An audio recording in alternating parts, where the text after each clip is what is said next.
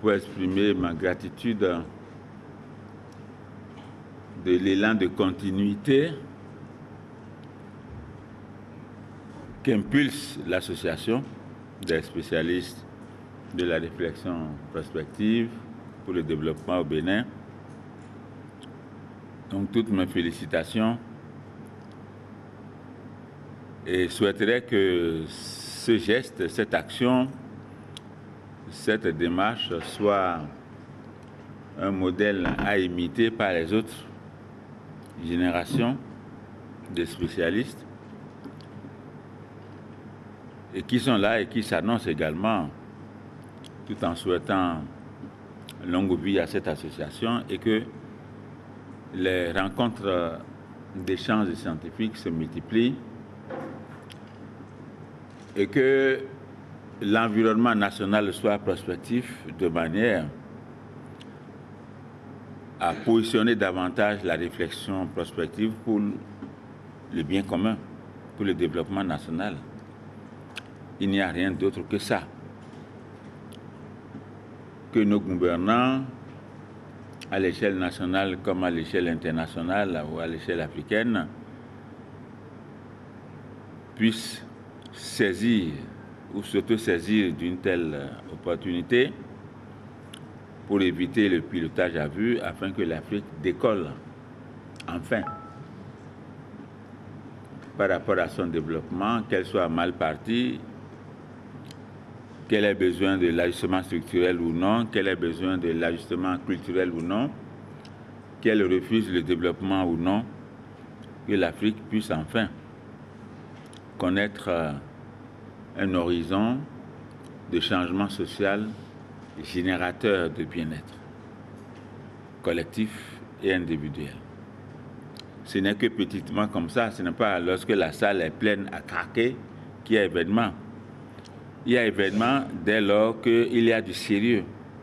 L'événement est caractérisé par le caractère sérieux de ce qui se fait et de ce qui se dit. Et je trouve que cette première promotion a pris un bel élan qui devra être soutenu, encouragé, fructifié, servant de modèle comme je l'ai dit tout à l'heure. Donc à chaque fois qu'il est question d'échanger sur la prospective, on ne saurait se fatiguer. L'exercice a été fait par le Bénin avec ses forces et ses faiblesses. La faiblesse actuelle, c'est l'insuffisance d'internalisation de la démarche prospective au niveau des familles, au niveau des entreprises, au niveau du pays, au niveau de chaque sous-système, des paliers en profondeur. Mais ça finira par prendre. Ce n'est qu'en faisant qu'on se fait, et ce qui se fait doit prospérer. Donc, bon vent à l'association et que cet échange puisse également faire preuve de cette nécessité-là de faire la réflexion prospective. Donc, monsieur le facilitateur, je vous retourne la parole. Merci beaucoup, monsieur le facilitateur. Vous me permettez, avant d'aborder la préoccupation, de dire deux mots. Le premier, c'est de remercier la coordination scientifique du Master Études prospectives et développement pour l'appui dans le cadre de l'organisation de ce café prospectif et à travers la coordination scientifique du professeur Tingbe Azalou. Après cela, je voudrais remercier au nom du Conseil national de l'Association béninoise des spécialistes du développement prospectif l'ensemble des panélistes ici présents.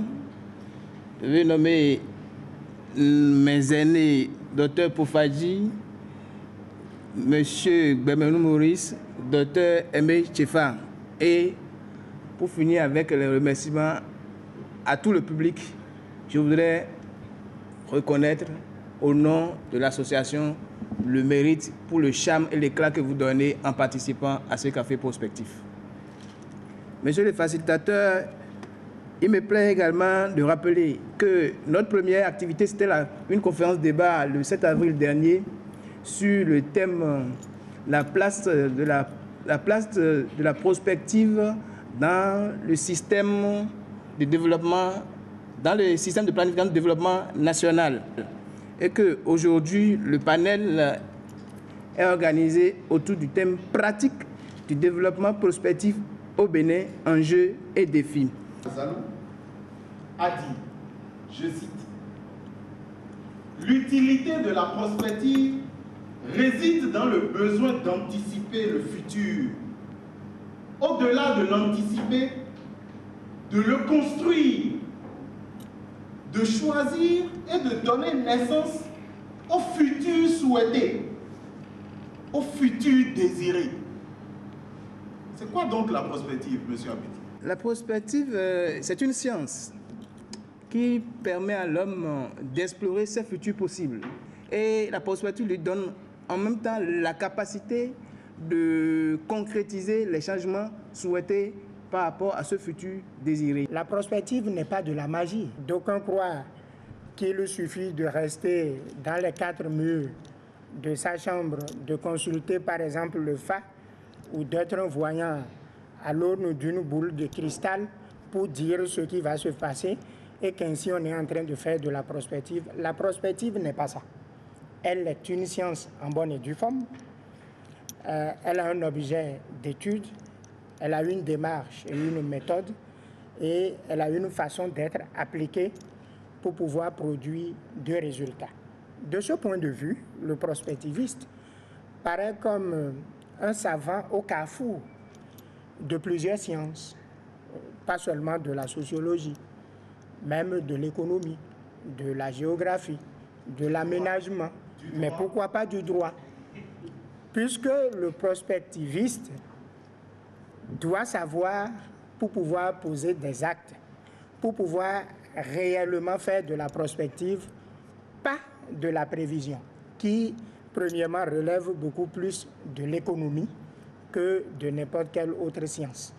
De ce point de vue, les savoirs et pouvoirs autour des dynamiques sociales, les savoirs et pouvoirs autour de la vie des êtres humains dans leur société, puisque depuis qu'Aristote a consacré que l'homme est un animal politique et que cette politicité de l'homme l'amène forcément à entrevoir, à anticiper, à être, de par son savoir, autrement dit, c'est que forcément, ayant la préoccupation et la vision du futur, puisque nous connaissons ce que nous avons vécu par le passé, quelque peu là où nous sommes dans notre présent, mais continuons toujours par être inquiets par rapport à notre futur.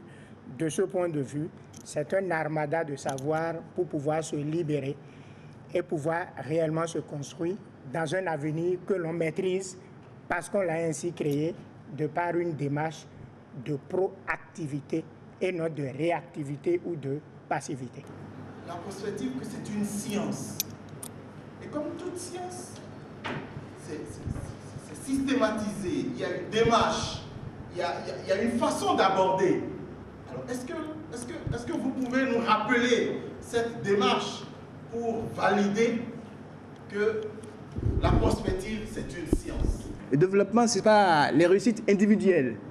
Le développement, c'est un processus d'acquisition de bien-être. L'acquisition de bien-être qui se vit au plan économique, d'où le E des aspects. Au plan social, le S des aspects. Au plan politique, le P des aspects. Au plan environnemental, le second E des aspects. Au plan culturel, le C des aspects. Et au plan technologique, le T des aspects, voire genre. Merci. La prospective, c'est une science. Ce n'est pas de la fiction. Ce n'est pas de la futurologie, non. C'est une démarche méthodologique. Et c'est un objet. Et il y a des stratégies pour quand même permettre d'atteindre les différents scénarios qui sont construits à partir des analyses faites donc des problèmes que nous avons constatés. De sorte que dans sa démarche, il y a la réflexion, il y a la rétrospection. C'est-à-dire, vous ne pouvez pas construire l'avenir et faire fi de tout le passé de l'homme, non. Donc, quand le professeur parle de savoir pour prévoir, il faut d'abord définir là où tu veux aller. Donc il faut savoir, il faut connaître. Maintenant, à partir de cette connaissance, tu t'interroges le passé pour sculpter ce passé et voir quelles sont peut-être les erreurs qui ont été commises. Eh bien, tout ce qui a été des obstacles sur ton chemin pour ne pas atteindre, pour être à la situation actuelle, tu fais ce point et tu prends maintenant des résolutions pour le futur. Et donc, tu fais maintenant donc de la réflexion prospective pour anticiper sur l'avenir. Donc en réalité, la prospective, c'est de l'anticipation sur l'avenir. Le développement, ce n'est pas les réussites individuelles. Le développement, c'est un processus d'acquisition de bien-être. L'acquisition de bien-être qui se vit au plan économique, d'où le E des aspects. Au plan social, le S des aspects. Au plan politique, le P des aspects. Au plan environnemental, le second E des aspects. Au plan culturel, le C des aspects. Et au plan technologique, le T des aspects, voire genre. Merci. Pourquoi est-ce que le Bénin est rentré dans ça seulement à la fin des années 90? Et comment ça s'est passé? Et comment est-ce que nous avons eu à l'AFIA 2025? Professeur Poufadji. Je voudrais à mon tour faciliter mon aîné et frère, le professeur Tingba Zalou, avec qui nous avons eu l'expérience de doter le Bénin de son tout premier document de réflexion à long terme, Bénin 2025 à l'AFIA, et qui, au-delà de la simple théorie ou de la simple promesse, est passé de la pensée à l'action en mettant en place ce master et en intégrant, même avant le master, en intégrant la démarche prospective dans les processus de formation, dans les curricula de formation. Alors, monsieur le facilitateur, monsieur Kodjo, vous avez dit que vous n'êtes pas prospectiviste parce que vous êtes juriste. Mais vous avez dit beaucoup de choses qui font dire que votre enseignant, donc votre formateur, a su vous dire ce qu'il fallait. Puisque dans tous vos propos, j'ai eu l'impression de voir un collègue, même presque un rival, n'est-ce pas, qui sait me dire ce qu'il faut dire en matière d'analyse prospective ou en matière de démarche prospective.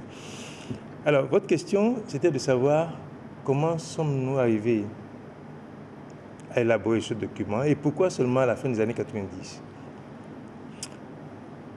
Ben, commençons d'abord par dire que le Bénin, comme la plupart des pays africains, a bénéficié de l'appui de nombreux partenaires de développement.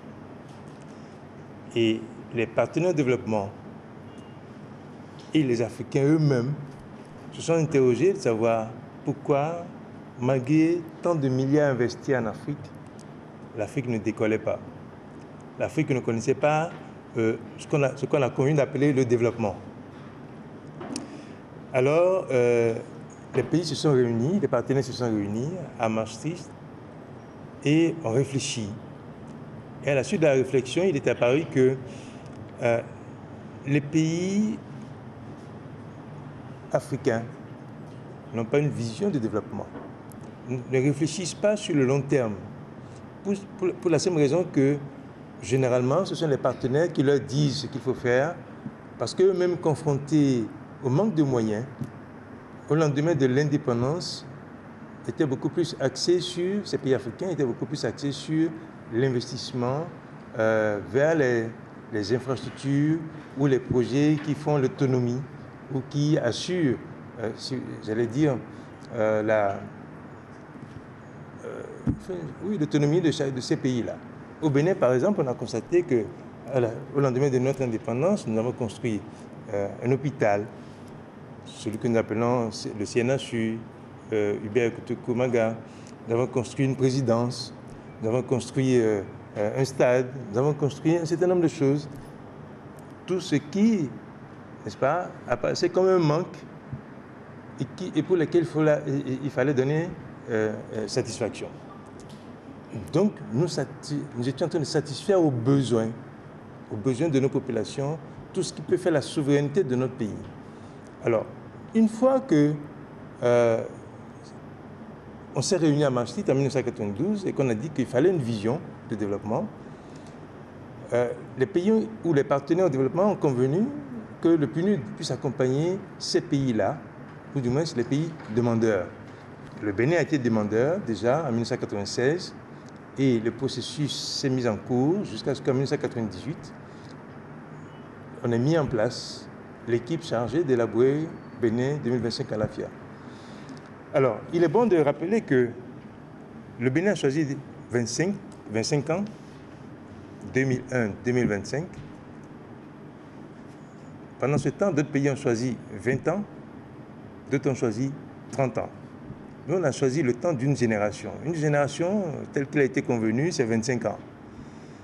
Donc, on s'est dit, le développement sur 25 ans, c'est bon d'y réfléchir. Alors, comme vous l'avez dit, vous l'avez rappelé, nous avons élaboré plusieurs scénarios. On dit bien scénario, comme on dit scénario, au pluriel, c'est comme on veut.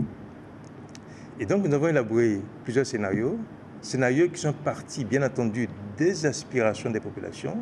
Je parle bien d'aspiration. Tout à l'heure, je parlais de besoins. Donc, nous avions satisfait à des besoins, mais nous, on a dit qu'il faut satisfaire aux aspirations. C'est-à-dire, comment envisageons-nous l'avenir du Bénin en 2025? Donc, il ne s'agit pas de comment nous ferons le Bénin jusqu'en 2025. Non, il faut faire cette nuance-là. Dans la démarche, il ne s'agit pas de dire comment nous ferons le Bénin jusqu'en 2025, mais il s'agit de dire comment celui qui existe en 2025 verra le Bénin. Autrement dit, c'est la réponse au principe de développement que nous avons posé en disant en 2025, nous sommes un pays à l'AFIA. Un pays où tout nous paraît pour le bien-être de la population. Donc un pays phare. Donc le pays phare se construit à partir d'aujourd'hui, disons à partir de 2001, bien entendu. Donc le pays phare se construit à partir de 2001 et se construit tous les jours, jusqu'à ce qu'en 2025, celui qui vivrait en 2025 verrait un pays phare, un pays uni, de paix, un pays à économie prospère et compétitive, un pays de rayonnement culturel et de bien-être social. Autrement dit, c'est tout un programme sur 25 ans, un programme qui doit être décliné tous les 10 ans, enfin 10 ans et 5 ans, pour qu'en 2025, nous ayons le pays tant souhaité, c'est-à-dire le pays de bien-être social. Est-ce qu'en 2000, quand vous remettiez le rapport, vous aviez prévu qu'en 2017, il y aurait quelqu'un pour casser les bonnes femmes au bord de voie? Nous voulons faire du Bénin un pays prospère, un pays de rêve. Mais comment pouvez-vous construire un pays si vous ne respectez pas les normes? Alors, je peux vous dire que je ne suis pas urbaniste, mais en urbanisme, il y a des normes. Et le gouvernant aujourd'hui a dit, je respecte les normes. Et je peux vous dire que le Bénin, quand on regarde au niveau des Nations Unies, le Bénin n'a pas de ville respectant les normes. Donc Cotonou n'est pas une ville à normes. Par conséquent, si nous voulons que Cotonou réponde aux villes qui respectent les normes, il faut bien entendu mettre en application les normes. Alors, pour vous dire, est-ce qu'on avait prévu qu'on allait casser? On avait dit qu'on aurait, je n'ai plus la formulation exacte en tête, mais un aménagement qui respecte, n'est-ce pas, les normes. Et dans les politiques publiques qui ont été mises en place, il est prévu que Cotonou respecte le plan d'urbanisme. D'accord? Mais il se fait que aussi, de manière sociale, l'autorité a accepté que la population s'installe au bord des voies pour résoudre les questions socio-économiques. Mais après analyse, on se rend compte que, effectivement, ce faisant, nous mettons les populations, nous livrons les populations au risque d'insécurité et par conséquent, il faut les enlever de là. Et ensuite, la question d'esthétique. Comme quoi, la prospective est une science. Et comme toute science, il y a des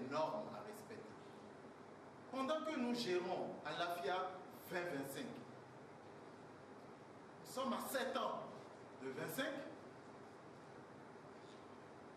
De votre position, qu'est-ce que vous voyez? Qu'est-ce que vous voyez derrière vous? Qu'est-ce que vous voyez devant vous par rapport à l'aspiration contenue dans Alafia 2025 et par rapport à la réalité de notre vie d'aujourd'hui? Professeur Koufati. Tout récemment, nous avons eu l'honneur de participer à l'élaboration du Plan national de développement 2018-2025. C'est un document qui aurait dû être élaboré depuis 2000 et qui n'a pas pu voir le jour. Et aujourd'hui, les gouvernants ont décidé de remettre les pendules à l'heure, donc de doter le pays d'un plan national de développement. Je peux dire que ce n'est pas la première fois que l'initiative a été prise, mais elle a été déjà prise à plusieurs reprises, mais à chaque fois avortée. Alors, vous avez demandé de faire un bilan de ce qui a été fait jusqu'à aujourd'hui et de la perspective. Alors, je peux vous dire que l'évaluation qui a été faite de ce qui a été, de la mise en œuvre de Bénin Alafia a donné plusieurs résultats. 2 évaluations ont été faites déjà. Une première évaluation à 11 ans, donc 2001 à 2010, 2011, ça a été fait. Et une deuxième évaluation vient d'être faite tout simplement en 2017. Beaucoup de choses ont été faites. Beaucoup de choses ont été faites. Il se fait que dans Bénin Alafia, nous ne sommes pas allés à la fin du processus pour pouvoir dire de manière normative qu'est-ce qui devrait se faire. Évidemment, nous étions dans la réflexion prospective, celle-là qui donne la latitude, n'est-ce pas, aux gouvernants de choisir une voie de développement, donc de définir des priorités. Bénin Alafia, c'est un document de politique générale de développement, et comme tout document de politique, ce sont des orientations que l'on y trouve. Et ce document-là devait décliner en plan stratégique, à l'intérieur desquels on trouverait des priorités, à l'intérieur desquels on trouverait des mesures d'évaluation, donc des indicateurs. Puis après, on passerait au programme où on verrait, bien entendu, la dimension spatiale et temporelle, auquel on ajouterait les acteurs et les moyens. Alors, 2001-2018, il n'y a pas eu un vrai guide de mise en œuvre de Bénin Alafia, mais il y a eu beaucoup de tentatives. Je peux vous dire avec beaucoup de certitude que chaque fois qu'il y a eu des élections présidentielles, les candidats ont utilisé Bénin 2025 Alafia. Puisque au poste que j'occupais dans le passé, soit directeur de la planification stratégique ou directeur général adjoint des politiques de développement, nous avons eu à évaluer les documents, les projets de société des candidats pour voir quelles sont les tendances observées par rapport à l'avenir. Et à chaque fois, on s'est rendu compte que les candidats ont utilisé ce document. C'est un plaisir.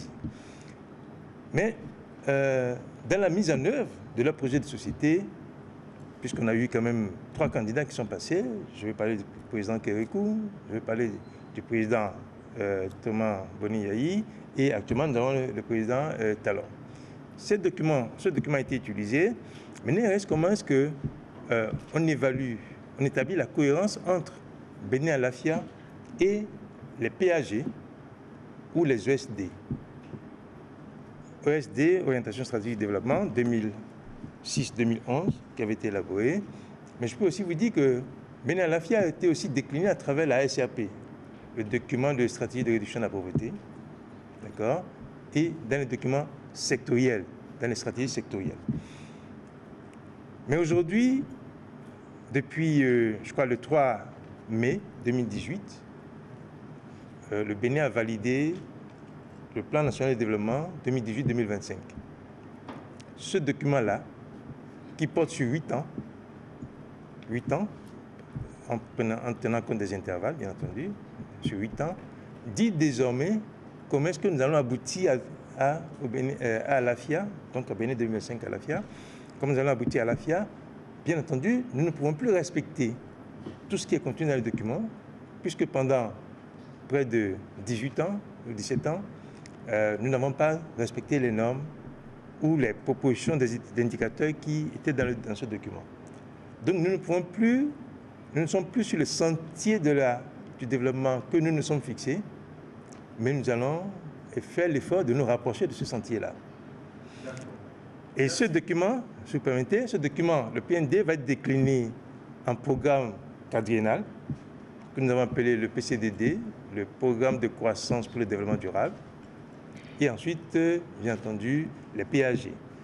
Mais je précise, et ça c'est important de retenir, que si Bénin Alafia n'a pas connu du succès comme on l'aurait voulu, c'est parce qu'au moment où il a été mis en place, le Bénin, comme les autres pays, avait adopté les OMD, Objectifs du millénaire pour le développement, que la communauté internationale a imposé aux pays pauvres, dont le Bénin. Alors, le partenaire qui vient, il a à choisir entre les OMD, pour lequel il est évalué, et Bénin Alafia, qui est national. Donc, il mettra l'argent que là où il pense qu'il a plus de visibilité. Et c'est comme cela que Bénin Alafia a eu moins de succès que les OMD. Aujourd'hui, par bonheur, après une évaluation de la SCAP, on s'est rendu compte que ce n'était pas le meilleur moyen pour lutter contre la pauvreté, mais ce qui fait que nous avons plus de chances de voir le PND s'exécuter, donc décliner Bénin Alafia. Nous avons aussi plus de chances de voir le Bénin mettre en œuvre la stratégie régionale, n'est-ce pas, ou la politique nationale de développement, je vais parler Africa 2063, où on a défini les orientations de développement de l'Afrique d'ici à 2063.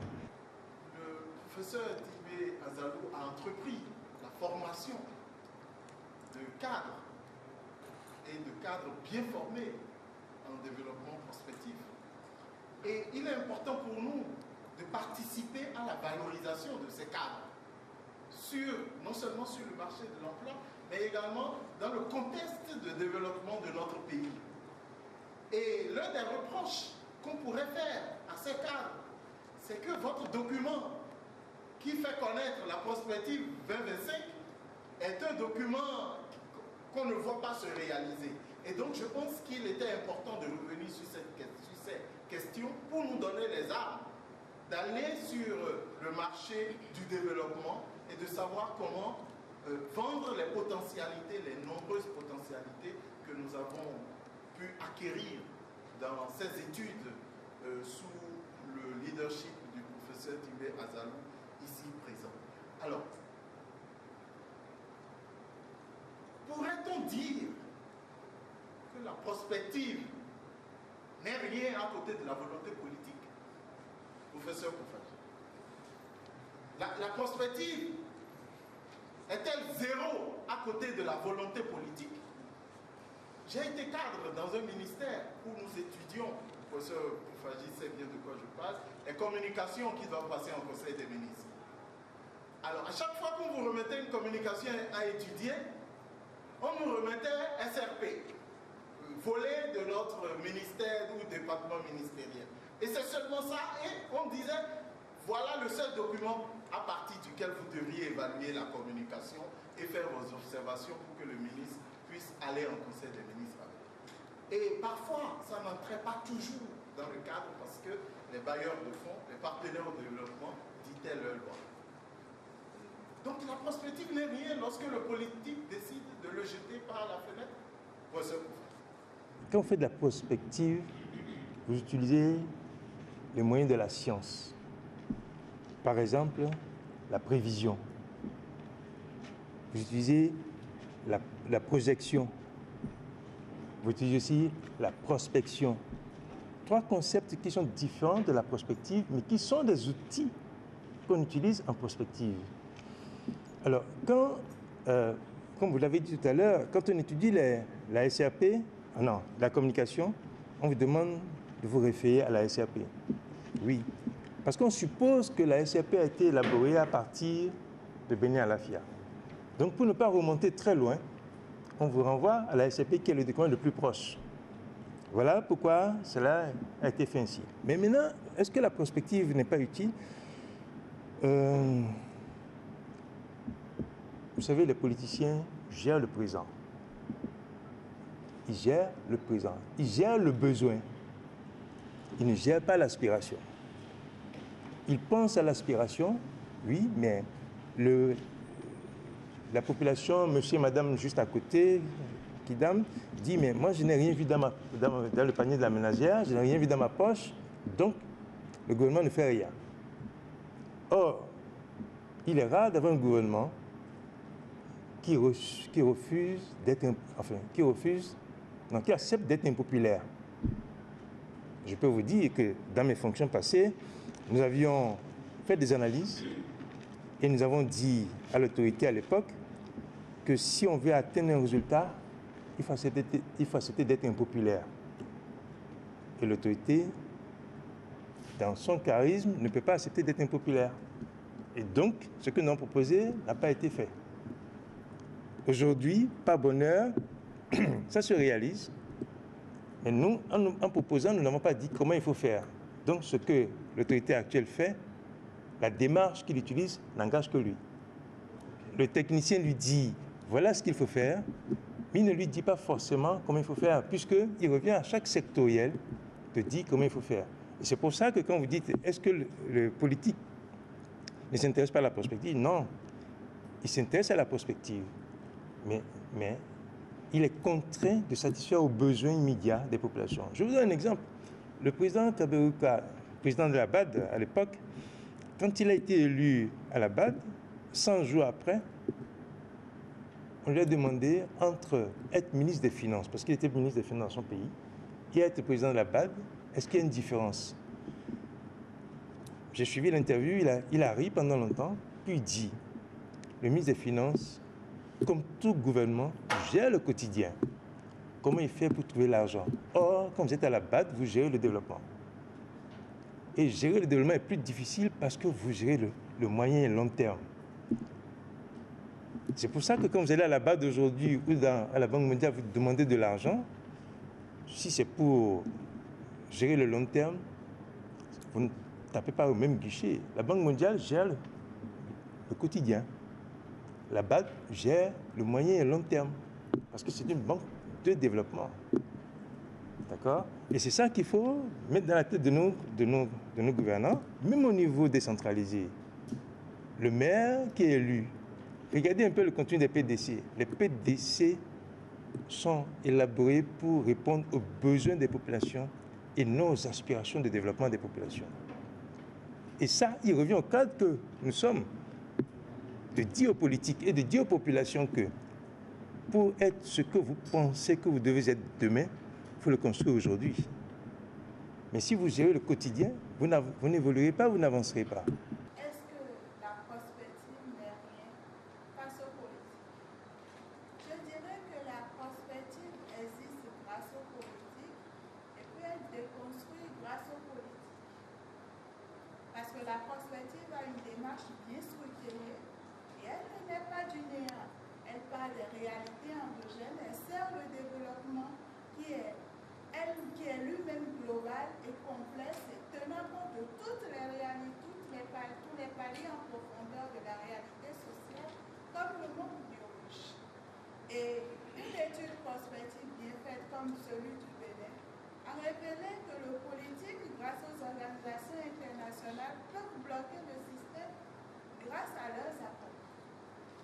C'est pour dire que si le Bénin en est là, c'était déjà prévu dans les tests que ça peut arriver, dans les scénarios prévus, ça pouvait arriver.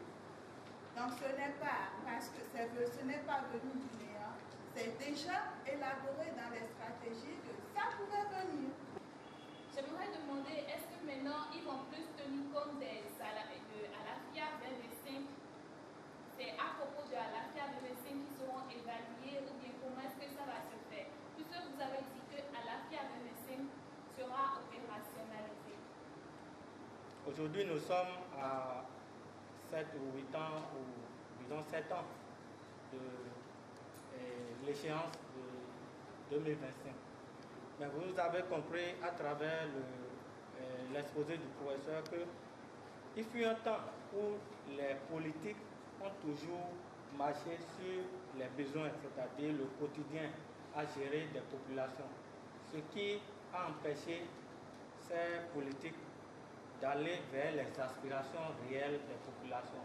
Alors que ce sont ces aspirations qui devaient être prises en compte afin qu'on puisse marcher dans le processus qui a été révélé dans les études prospectives. Donc, sur le fait du populisme, les politiciens très souvent ont préféré aller des fois contre les réformes qui ont été déjà révélées parce qu'on se dit qu'on a toujours à attendre un retour d'ascenseur de la part de ces populations qui nous ont élus. Et par rapport à ce système, les politiques n'ont pas pu, malgré leur volonté. Parce que pendant, disons, au temps de Kérékou ici, on a parlé, je veux parler d'une réforme, on a la lutte contre la corruption, où on a vu qu'il y avait la mise en place de, je crois, c'est la cellule de moralisation, qui était Anna Djaïsika, où il y a eu des audits.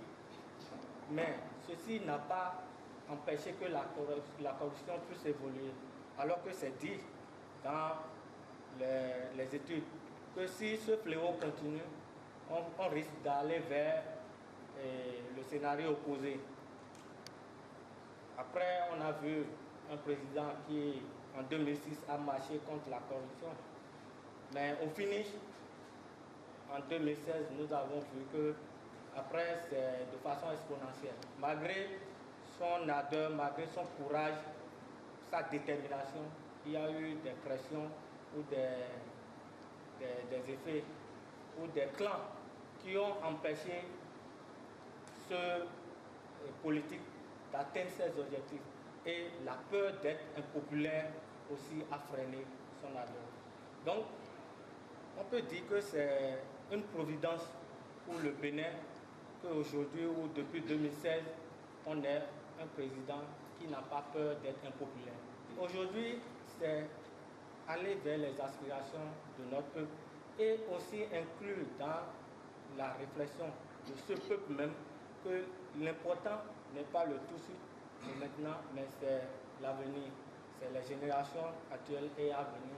Et moi, je dis que c'est sûr que pendant encore ce temps qui reste à ce président qu'on a aujourd'hui, qu'on puisse rattraper, même si on ne va pas dire qu'on va atteindre, on va rattraper près de 17 ans de retard sur les perspectives.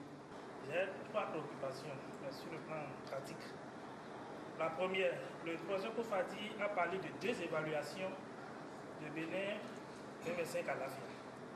Je voulais savoir ce qui a été évalué. Est-ce à l'AFIA ou les études nationales de prospective à long terme?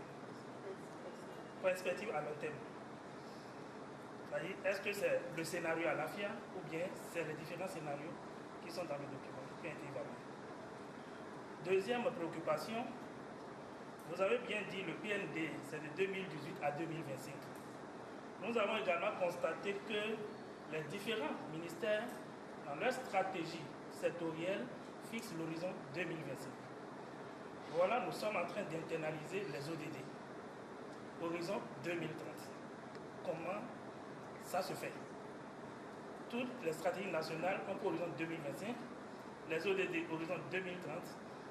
Comment se fait-il qu'on arrive à internaliser et à programmer des actions pour atteindre les cibles? Troisième préoccupation, nous sommes à 7-8 ans de 2025. Techniquement, quand est-ce qu'on va envisager le démarrage des travaux pour la révision de la vision? Les graduations, c'est une étude, c'est la collecte de données, que ce soit sur les données documentaires, également sur les données empiriques qu'on va chercher sur le terrain. Et vous avez demandé entre-temps aussi quelle est la démarche de la prospective. Et vous avez ajouté qu'effectivement c'est une démarche qui est séquencée, articulée autour de 5 étapes, à savoir l'identification de la problématique qui est la première démarche et qui aboutit et à l'identification des thèmes, des thématiques majeures et qui font par la suite l'objet d'entrée pour la deuxième phase qui est la phase des études de diagnostic stratégique et qui consiste à identifier les traits spécifiques d'un système et puis également analyser le comportement des variables et autour de ce système. Et puis on tombe également sur la troisième phase qui est la phase des scénarios où en fonction des défis et des questions clés, on recherche les formules et comment le futur possible. Et puisque non seulement après ça, on identifie et qu'on appelle les scénarios. Et après cette étape, il y a la phase d'élaboration des stratégies et qui se termine également par la dernière phase qui est la phase d'opérationnalisation. Et je voudrais également dire qu'au-delà de la science, et qu'est la prospective, elle est une démarche. Au-delà même de la démarche, c'est un concept qu'il faudrait que chacun de nous et que nous puissions l'approprier. Parce qu'en réalité, quand on parle de la prospective, on voudrait voir toute la démarche qui nous permet, tout en gérant le présent, de penser en même temps au futur. Vous voyez? Donc je crois que c'est cette démarche-là qui manque réellement à nos hommes politiques, vraiment parce qu'ils sont toujours dans le quotidien. Et c'est d'ailleurs l'une des causes qui font que nous sommes toujours, le pays est toujours sous tension sociale. Si demain, on révise cette démarche et que, puisque quand on parle de la perspective, il y a des études également, il faut respecter les normes également. Je crois que si on était dans ce sens-là, il y aura moins de problèmes au niveau du pays. Il y aura, puisque là, dans une démarche prospective, c'est que vous avez, c'est la collégialité, c'est l'unité d'action, c'est même l'unité. Donc à partir de ce moment, je crois que c'est un enjeu et il faudrait que chacun de nous puisse l'appliquer correctement. En réalité, la démarche prospective ne s'arrête pas qu'aux politiques publiques et que la démarche prospective devait intégrer nos vies quotidiennes. Et que l'individu devait intégrer la démarche prospective dans sa vie. Ça veut dire qu'en tant qu'individu à un certain âge, je dois me projeter dans l'avenir. Et je dois savoir dans 20 ans, dans 30 ans, ce que je souhaite être, ce que mon futur va être. La seule question que je n'ai pas, c'est peut-être le professeur Tibé Azalo qui va répondre à ça. Moi, je n'ai pas fait d'études prospectives. Quelle arme j'ai pour me projeter, moi, en tant qu'individu, dans 20 ans, 25 ans? Quelle arme j'ai pour mettre en œuvre ce que je souhaite avoir? Je souhaite, dans 25 ans, dans 30 ans, être comme le professeur Tibé Azalo. Avoir sa notoriété, avoir son rayonnement international. Mais n'ayant pas fait des études prospectives, comment est-ce que je peux adopter la démarche pour atteindre ce niveau, même si je reste dans ma position aujourd'hui, que je rêve de devenir comme professeur Timbé dans 30 ans? Comment on pourra y arriver en tant qu'individu dans la perspective de prospective? En principe, en tant qu'individu, je dois me projeter dans 20 ans pour savoir le nombre d'enfants que j'aurai. Et par exemple, en faisant des bébés aujourd'hui, je dois me projeter dans 15 ans, 20 ans pour me dire, mais ils sont tout mignons quand ils sont petits, mais quand ils commencent à aller à l'université, ça devient très cher. Alors je devais réfréner mes envies aujourd'hui pour que demain je puisse mieux me sentir. Mais comment est-ce qu'un individu fait ça? Quelle arme nous avons dans la société pour pouvoir faire ça? Parce que j'ai comme l'impression que si chacun de nous intégrait dans sa vie de tous les jours cette vision prospective, ça pourrait impacter le politique en général. Une dernière question, une préoccupation. Est-ce que la démarche prospective tient compte de la mentalité du milieu? Alors, c'est beau les symphases, c'est beau expect, c'est beau, c'est tout ça. Mais est-ce que ça tient compte de la mentalité du Béninois? Est-ce que ça tient compte du Agbade Tchedjenabi? Est-ce que ça tient compte du Djorodo? c'est Jean Pliard qui dit qu'on devrait renommer le Bénin en disant que c'est le pays du Djorodo. C'est-à-dire qu'en toutes circonstances, on est en train de vous dire Djorodo, Djorodo. Est-ce que le Djorodo peut nous permettre d'atteindre l'aspiration? La vision Bénin 2025 à l'AFIA au niveau d'une orientation stratégique relative à la promotion ou bien au renforcement de la culture de développement. C'est en réalité la question ça. Et ça a abordé, au niveau des thématiques majeures, on a abordé la béninoiserie. Cette capacité du béninois à vouloir que l'autre puisse quitter quelque part pour que ce soit lui. Et ça, la vision Bénin 2025 à l'AFIA a pris en compte ça sous forme d'une orientation stratégique pour nous dire, devant toute situation, tout Béninois doit d'abord se remettre en cause. Tout Béninois doit chercher à comprendre ce que dit l'autre avant de le juger. Mais à l'étape actuelle, nous sommes, je ne dis pas nous, non, nous Béninois sommes très nombreux à ne pas nous remettre en cause face aux idées de l'autre, face aux faits de l'autre.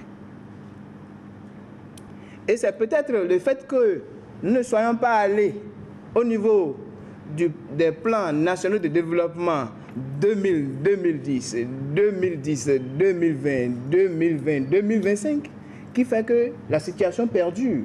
Car aujourd'hui, sur les réseaux sociaux, dès qu'on évoque un fait, une situation, tout le monde s'alarme et on dit tout sauf le fondement, sans comprendre ce que dit l'autre. La prospective est une science, donc elle est technique. Mais le politique est élu pour décider. Et vous êtes juriste, vous le savez bien, c'est le politique qui détient l'action publique. Et vous savez bien que l'action publique arrête toute autre action. C'est le politique qui élabore la politique publique.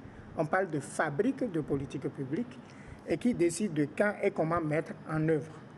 Et vous savez bien également qu'au Bénin, on parle de l'opérationnalisation des politiques publiques entre négociation politique, chantage politique et marchandage politique.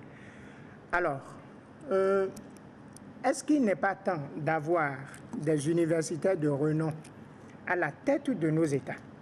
Parce qu'au fond, il faut faire le point aussi pour voir, depuis que le Bénin est Bénin, combien de nos chefs d'État sont réellement des scientifiques et qui donc mettent la science au développement et au service du développement. Il faut également voir le problème en ces termes. Dans tous les cas, le technicien propose ce qu'il doit proposer du point de vue technique et le politique décide. Dans tous les pays, il en est ainsi. Je voudrais répondre à une seconde question que je trouve être importante. Et là, le professeur répondrait mieux que nous autres. La mentalité qui est la nôtre. Le professeur nous a enseigné le mot d'Emmanuel Mounier, qui dit, Emmanuel Mounier, dont je connais la descendance à Parakou, puisque sa descendance est encore à Parakou, à l'hôtel Les Routiers. Emmanuel Mounier qui dit que l'Afrique, le Bénin est le quartier latin de l'Afrique. Et il a nuancé en parlant de mesquinerie. Donc cette mentalité-là qui nous caractérise et qu'on nomme, je dirais de façon malencontreuse, béninoiserie, par rapport à tout ce qui serait négatif et qui caractérise le béninois en soi. Est-ce que dans un environnement pareil, il peut avoir la prospective? Je crois que c'est justement dans un environnement du genre qu'il faut avoir la prospective. Parce que c'est lorsque nous sommes ignorants, c'est lorsque nous n'avons aucune visibilité par rapport à l'avenir, c'est lorsque nous ignorons tout de ce que nous serons demain, que notre ego se gonfle et que nous avons constamment peur de l'avenir. Et cette peur de l'avenir nous amène donc à nous accaparer de tout pour nous et fait que le bien qui est public, nous pouvons le confondre à notre bien privé. Mais s'il y avait un brin de prospective dans ce que nous faisons, peut-être qu'il y aura de la visibilité Et puis, je ne voudrais pas vous décevoir en vous disant que la prospective n'est pas exclusivement l'apanage des intellectuels. Pourquoi? Parce que vous pouvez avoir des professeurs émérites qui n'en savent rien et qui mènent leur vie au quotidien. Il peut y en avoir qui ont une vingtaine d'enfants. Et que par contre, mon grand-père, ne sachant rien de la prospective, me dit souvent, nous comme on est Canadien. N'est-ce pas déjà, je dirais, des gants qu'il porte et qu'il applique une démarche prospective sans en être réellement conscient et qu'il fait de la prospective sans que cette prospective ne soit codifiée et scientifiquement encadrée. Dans tous les cas, pour moi, ce n'est pas une affaire de lettres, c'est une affaire de mentalité. Et comme le dit Voltaire, dites-moi qui vous êtes et je vous dirai quelle mentalité vous caractérise. Lorsque on accumule des connaissances, des savoirs, il faut les mettre en pratique. Et je pense que nous serons en train de parler de la pratique du développement prospectif. La pratique. Ça veut dire quoi?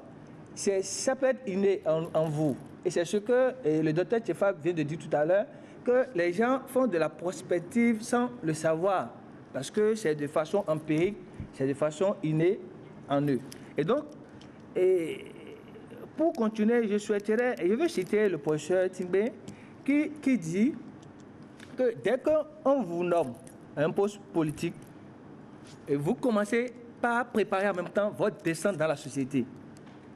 Et lorsque vous ne préparez pas votre descente dans la société, c'est-à-dire vous devenez gonflé, les bras en guillemets, vous bombez le torse, vous ne connaissez plus l'environnement, vous devenez insociable.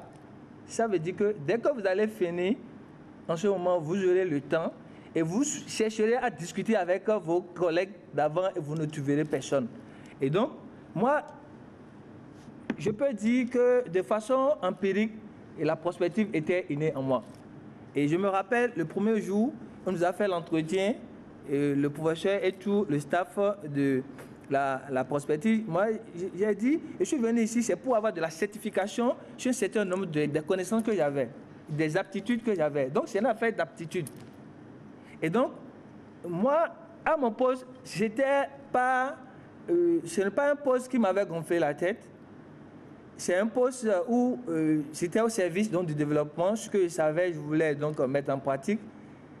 Et j'anticipais, je savais qu'un jour, je dois quitter. Donc tous les jours, je dis que c'est 24 heures renouvelables.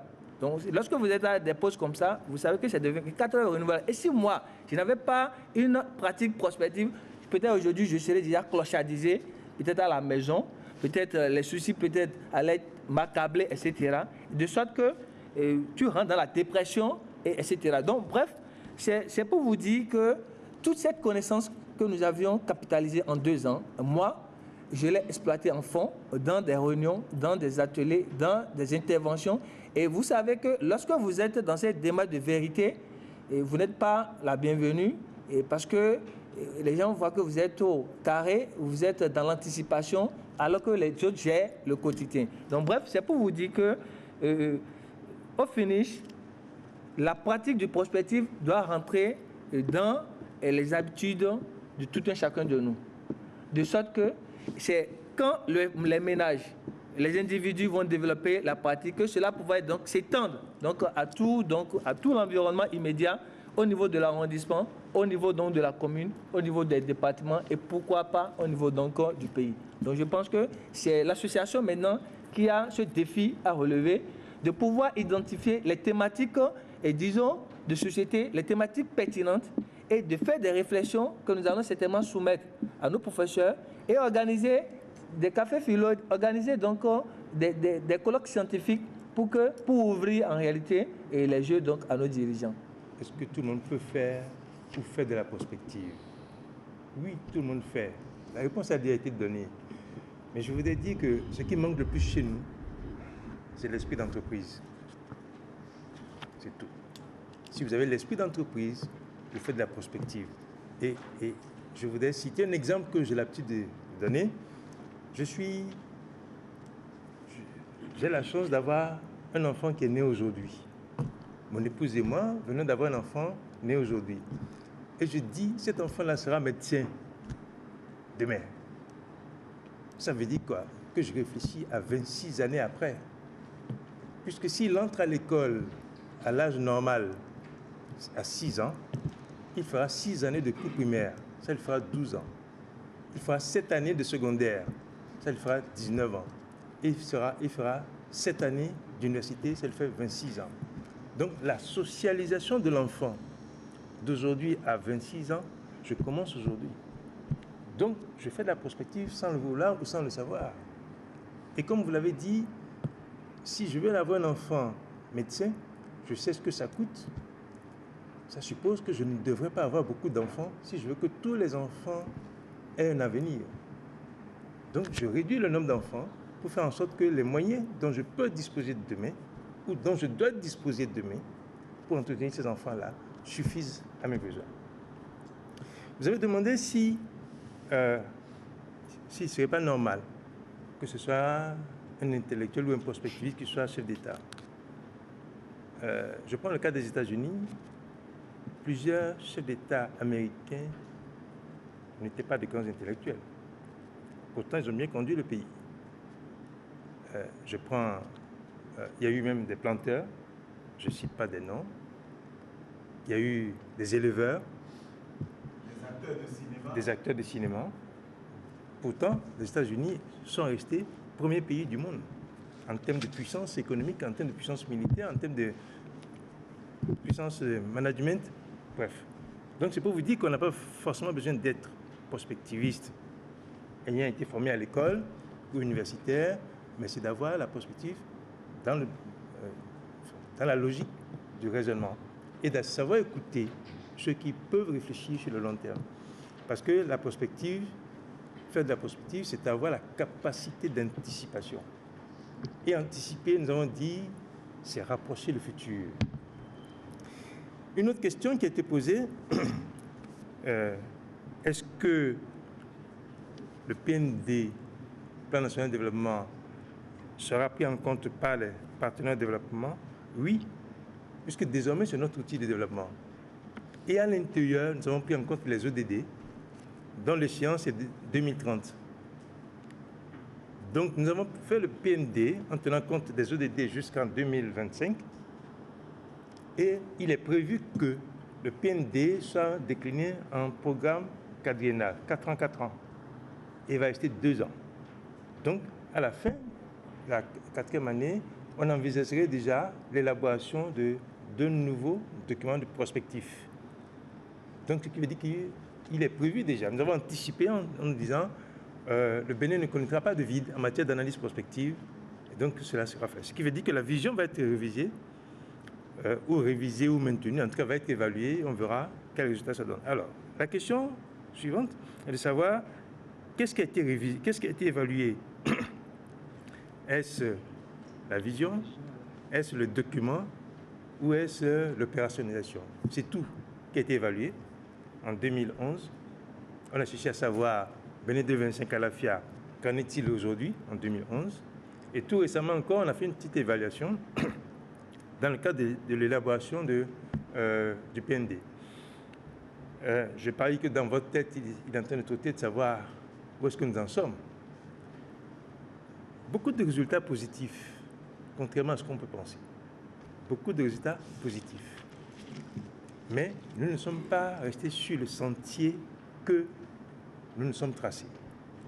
On a dévié un peu. On n'est pas allé vers Ouakhala, non. On est resté entre Ouakhala. Souvenez-vous, on a l'habitude de dire qu'à une question correspond 2 réponses essentielles. C'est oui ou c'est non, mais il y a les oui mais et non mais. Alors nous sommes restés dans le oui mais. Donc on n'est pas à l'AFIA, on n'est pas sur le sentier de l'AFIA, mais on n'est pas tombé non plus à Ouakhala, mais on est très loin de Ouakhala. C'est vrai, il y a certains indicateurs qui ne sont pas beaux, mais ils sont là.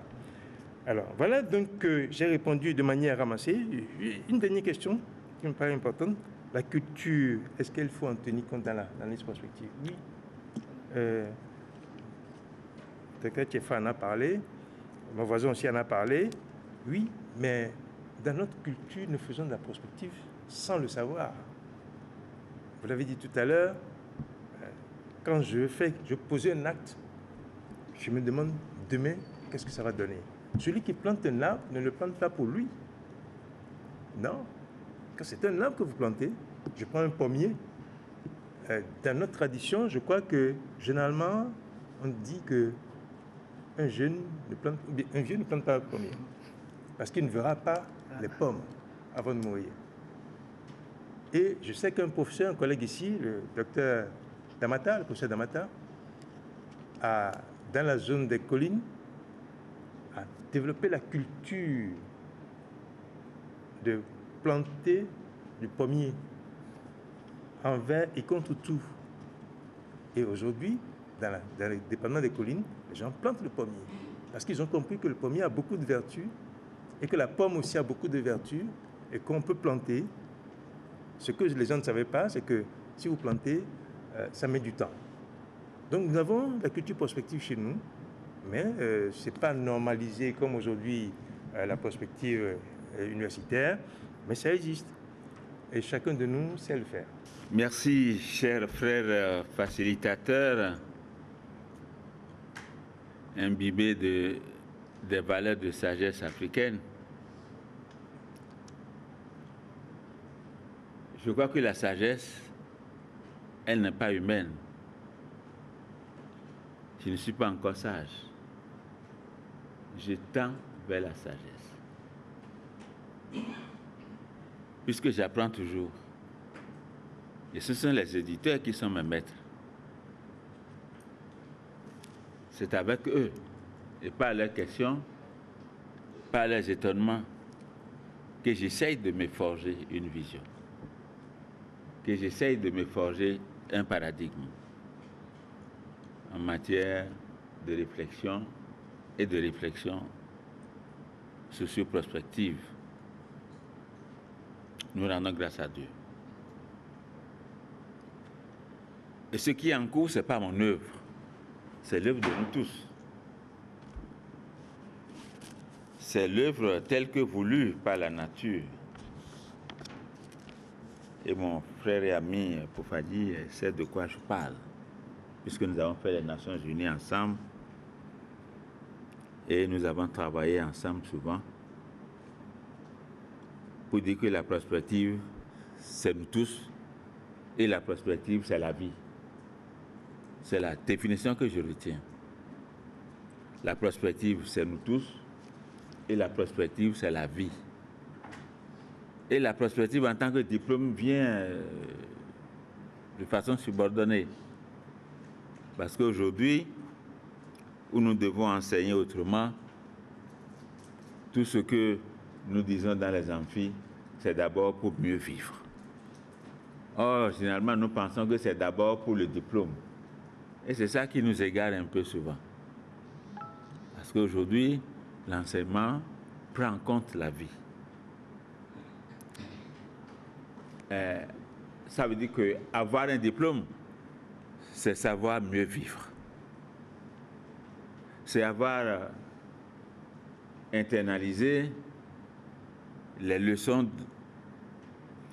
que dégagent les enseignements, dont font état les enseignements pour mieux les appliquer à la vie et exister encore mieux. Puisque la prospective, comme exemple, nous enseigne l'attitude à avoir face à une situation. Et la prospective nous a appris que lorsque nous dépassons l'échelle anthropos pour aller au système pays, au système communauté ou au système société, ce n'est pas l'âge du système qui compte et qui fait son développement.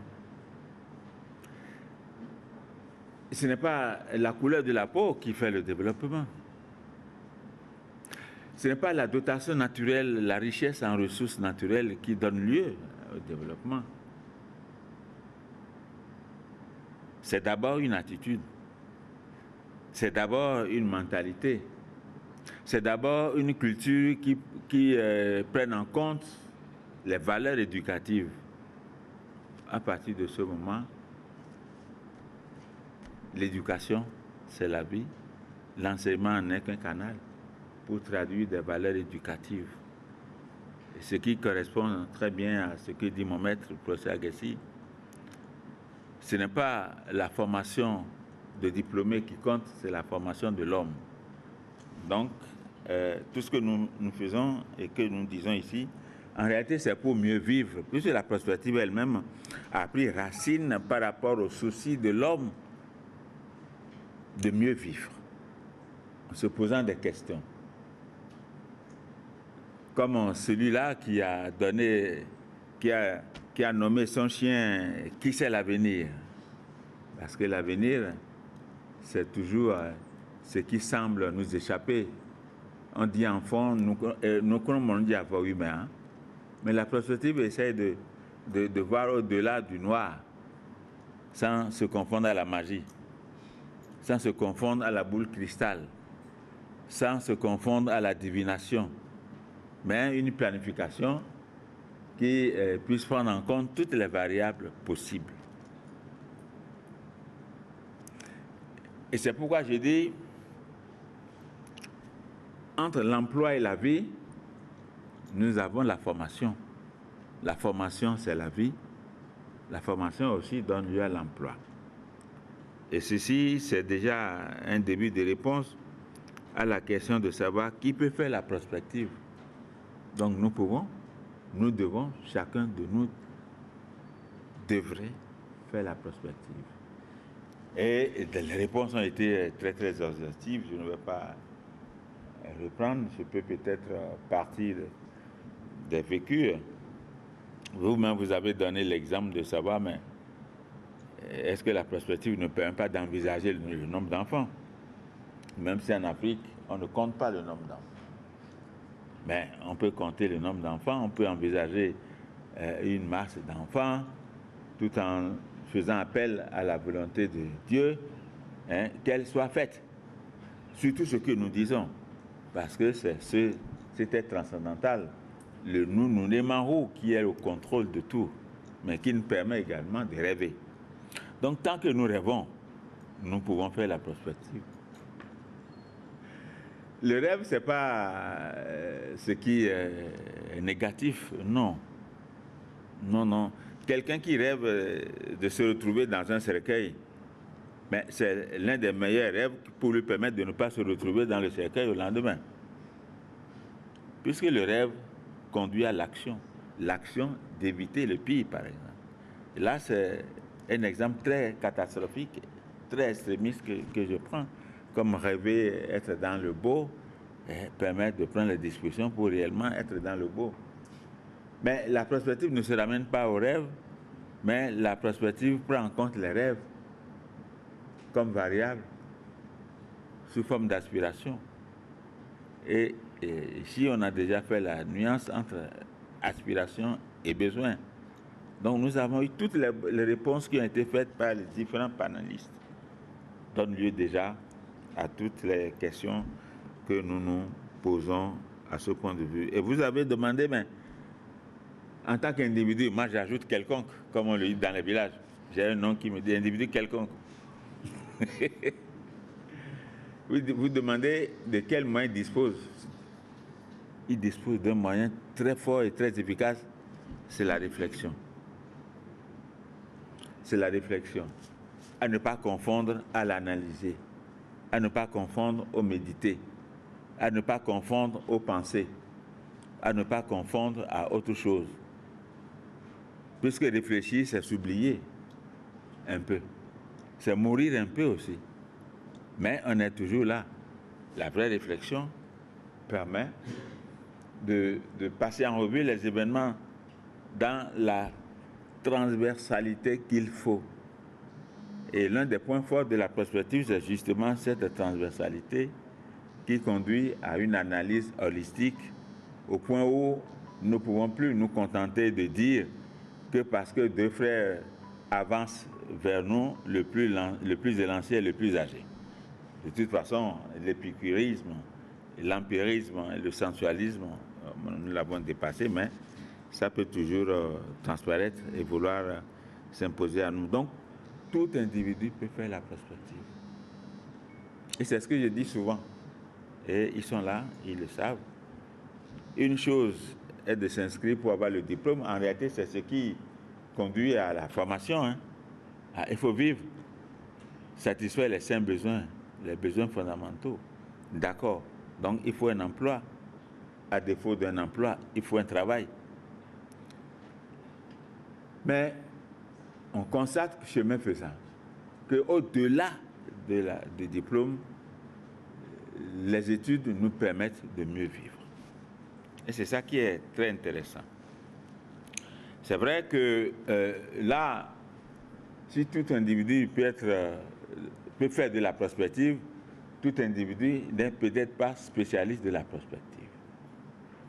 Donc il y a la prospective qui s'apprend et qui repose essentiellement sur la capacité de l'acteur de planifier en tenant compte des réalités transversales de chaque sous-système par rapport au système, par rapport à la communauté à laquelle on applique, par rapport au domaine auquel on applique la prospective.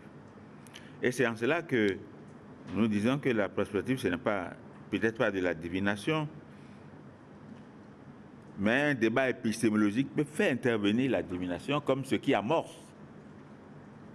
Parce que le système divinatoire explore également le passé, mais pas de façon explicite.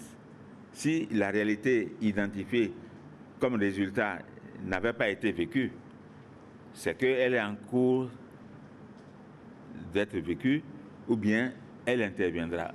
Alors que la planification stratégique, qui relève de la réflexion prospective, nuance, et en arrive même à des séquences de temps, sans cultiver le dogmatisme entre différentes phases articulatoires et en tenant compte des nouvelles donnes, d'où l'intérêt de la vigie, c'est-à-dire la veille stratégique, même si les études sont terminées, même si les politiques publiques sont prises, il y a toujours des mal donnes. Et c'est ça qui échappe souvent aux politiciens qui ne font pas toujours confiance aux différents observatoires de ceci ou de cela, qu'ils s'attellent à mettre sur pied, du moins qu'ils mettent sur pied sur conseil et impulsion des PTF qui savent très bien de quoi il s'agit.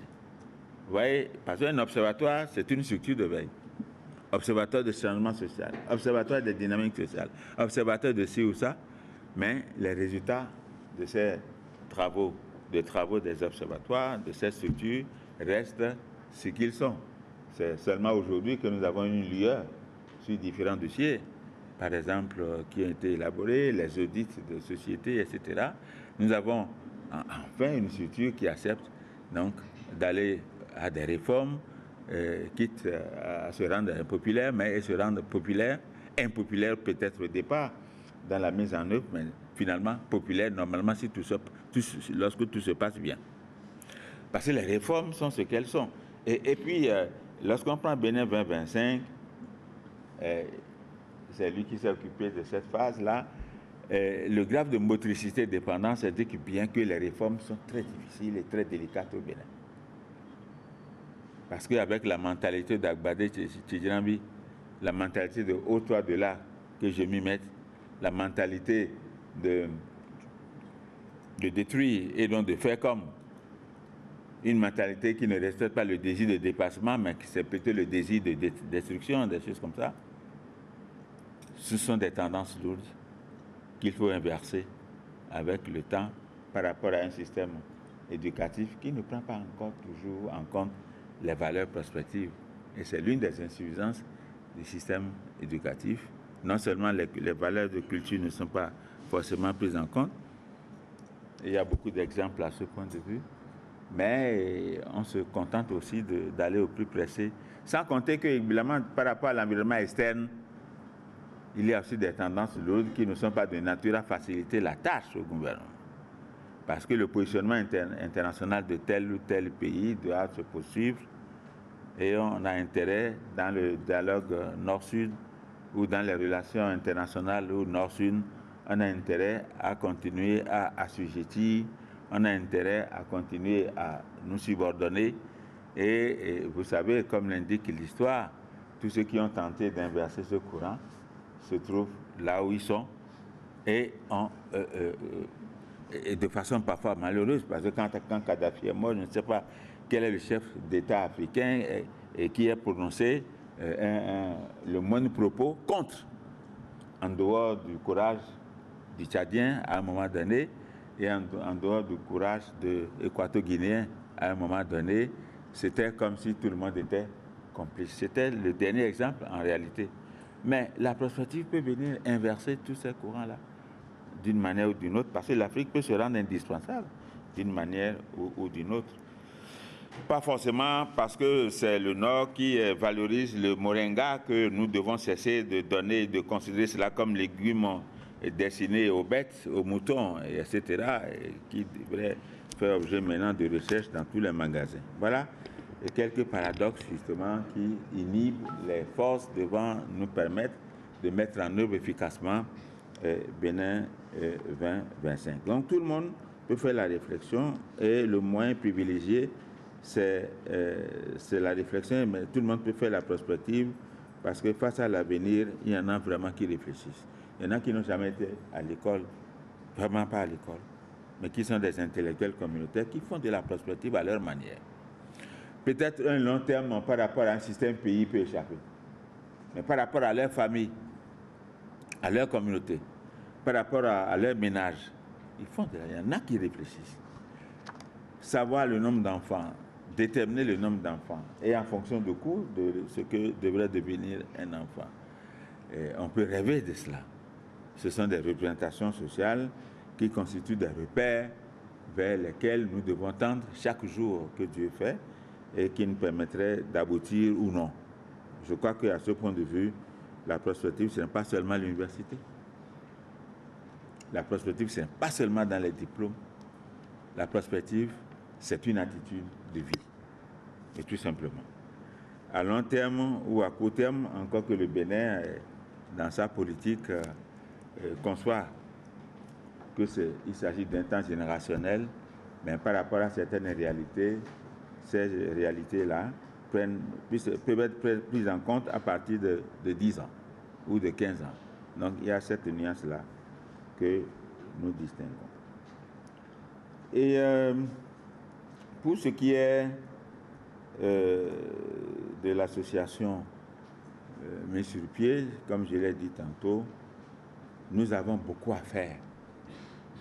Il nous faut révolutionner le monde béninois et le monde africain. La prospective, on en parle partout, on en a toujours parlé, mais ça reste parler. Si vous écoutez les discours politiques, non seulement au Bénin, au Sénégal, en Algérie et autres, le mot sort au moins une fois par semaine dans un discours. Mais on n'agit pas pour autant. Mais n'oublions pas également les menaces qui viennent du Nord et auxquelles nous devons résister. Donc, le développement, ça reste un processus. Et quand nous disons sans processus, ça veut dire que c'est quelque chose qui ne peut pas être terminé. Parce que les mutations au niveau même de l'anthropos sont toujours en cours.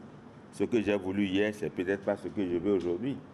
Et ce que je veux aujourd'hui, comme aspiration, c'est pas ce que je voudrais avoir dans 10 ans, dans 15 ans, vous voyez, ou bien pour 10 ans ou pour 15 ans.